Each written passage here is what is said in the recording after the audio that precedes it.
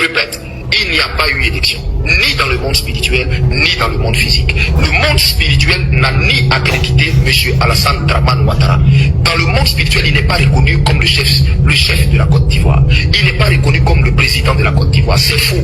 Ceux qui lui disent ça lui mentent. Il lui mentent. Parce que le trône lui a été arraché. Comme le trône avait été arraché à Saül, et pourtant, Saül était encore sur le trône. Et pourtant, Saül était encore sur le trône. Le temps que celui à qui le trône était prévu vienne prendre le trône, qui était David. Partagez. Donc, le fait que quelqu'un soit encore là pour quelques jours, quelques semaines, ou quelques mois, ou je ne sais pas moi, ça fait pas. Il n'est pas le chef de l'État. Il le sait. Tous les plateaux télé européens qui le plébiscitaient par le passé, aujourd'hui le désavouent. Lui-même, il le sait. La communauté internationale le sait. Les grandes institutions le savent. C'est pourquoi il n'y a aucune félicitation. Vous avez, il le sait. Parce que le spirituel avait parlé. Rassurez-vous, personne ne peut freiner la prophétie qui est en cours. Quand je t'ai sorti, je vous avais dit, c'est une prophétie dont le Seigneur m'avait dit ceci. C'est une souveraineté absolue, c'est-à-dire c'est ma souveraineté, c'est ce que j'ai décidé moi l'Éternel de faire. Et Dieu m'avait fait comprendre que ça n'avait rien à voir avec un avertissement pour Ouattara. Parce que retenez très bien, la prophétie a 4 degrés. Je reprends, la prophétie a 4 degrés. Les avertissements, les arrêtés, les décrets et la souveraineté absolue.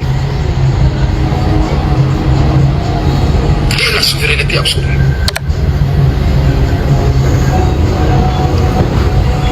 Et cette prophétie que le Seigneur a donnée, elle est une souveraineté absolue. Ça veut dire quoi? C'est Dieu qui a décidé et de redonner à l'Ivoirien ce qui lui appartient. On a signalé, tapoté, on a signalé. On a signalé là. Et donc moi je n'ai rien contre eux.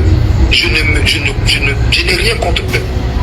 C'est juste que je suis là où Dieu est. Et Dieu est du côté du peuple. Voici pourquoi je suis du côté du peuple. Parce que Dieu est du côté du peuple. En ce moment, Dieu est du côté du peuple. Dieu n'est plus avec le roi qui était sur la Côte d'Ivoire. Non. Ceux qui lui prophétisent lui mentent. Ceux qui lui disent, oh, Dieu est avec toi, ils lui mentent. Ils se battent pour leur vente. Ils se battent pour leurs intérêts. Ils lui mentent. Ils lui mentent. Et Dieu a utilisé même la mascarade qu'ils ont appelée, d'après eux, élection, pour lui montrer même à lui-même que tu es désavoué. C'était fait.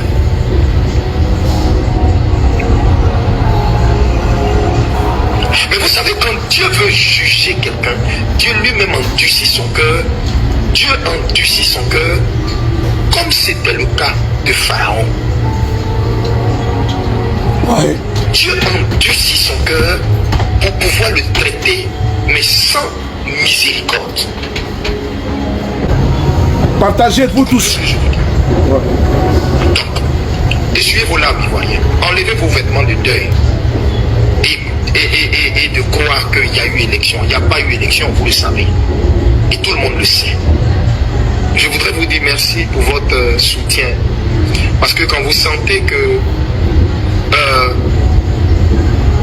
tout est mis en œuvre pour m'atteindre émotionnellement. Donc ce matin, c'est par rapport aux législatives qu'on a décidé de vous parler. On va faire un communiqué officiel, mais en attendant ce communiqué officiel, on veut partager notre position sur ces élections législatives. Vous le savez, et je ne vous apprends rien, le président Ouattara est un abonné au coup d'État. Et ce qui vient de se passer le 25 octobre 2025 n'est rien d'autre qu'un coup d'État électoral, n'est rien d'autre qu'un braquage électoral. Donc il est nul et de nul effet. Voilà.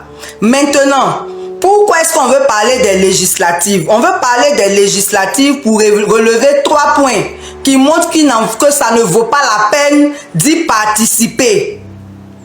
Le premier point, c'est que tous ceux qui vont participer à ces législatives-là valideront le braquage électoral. C'est ça le premier point. Il faut en être conscient. Tous ceux qui seront candidats à ces législatives s'en vont pour valider ce braquage électoral.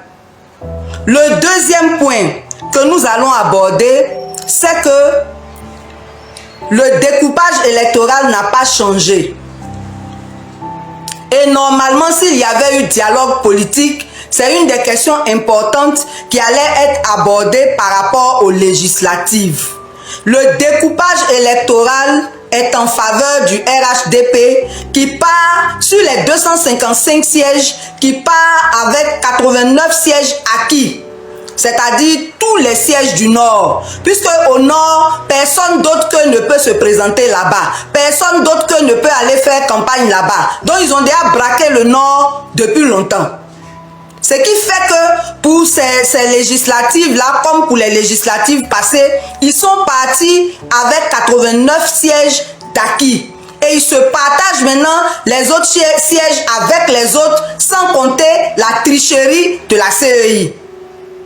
Du coup, vous voyez bien que par rapport au découpage électoral et par rapport à la CEI qui est toujours la même, c'est peine perdue que d'aller à ces élections. Parce qu'une opposition responsable, quand elle va à des élections, c'est parce qu'elle espère avoir la majorité à l'Assemblée nationale pour pouvoir influer sur les décisions.